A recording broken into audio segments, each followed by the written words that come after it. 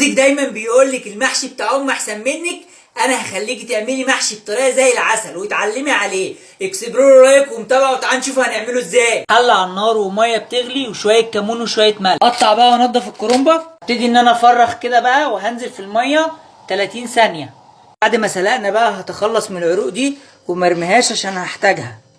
بعد كده هدورها بالشكل ده وهقسمها على 2. بعد كده هقسم من النص كده عشان يبقى بالشكل ده شكل الكرنب بعد ما اتسلق واتقطع. هجيب حله بقى وارفعها على النار. هنزل بشويه زيت ومعلقتين سمنه كبار.